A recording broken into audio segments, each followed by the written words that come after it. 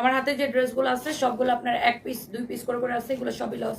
মানে কেনা দামে আমরা ছেড়ে দিব জাস্ট, কারণ আপনারা জানেন যে দেশের কি সিচুয়েশন।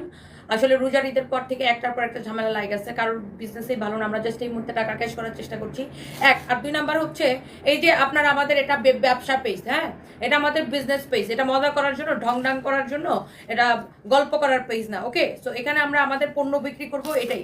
যে কিনতে পারবেন সে দেখবেন, যে কিনতে পারবেন না তার দেখার কোনো দরকার নাই। আপনারা এইটা বলেন, অনেকে কমেন্ট করেন কালকে থেকে আপনারা পোস্টের মধ্যে রাগের রেক দিতেছেন, কারণটা কি? উল্টাপাল্টা কমেন্ট করতেছেন, কারণটা কি?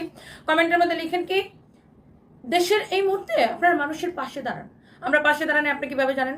হ্যাঁ, আমরা পাশে দাঁড়ানি আপনি কিভাবে জানেন? আরে অশিক্ষিতর মতো কথাবার্তা ধরতো, এটা অশিক্ষিত গুলো কমেন্ট করবে। দেশের এই মুহূর্তে আপনারা মানুষের পাশে দাঁড়ান। লাইভ করতেছেন কেন? পোস্ট করতেছেন কেন? ব্যবসা করতেছেন কেন? মানুষের পাশে দাঁড়ানোর জন্য প্রথম কি লাগবে? পয়সা লাগবে। তো পয়সাটাকে আকাশ থেকে আইসা তুলি করে পড়বে? আকাশ থেকে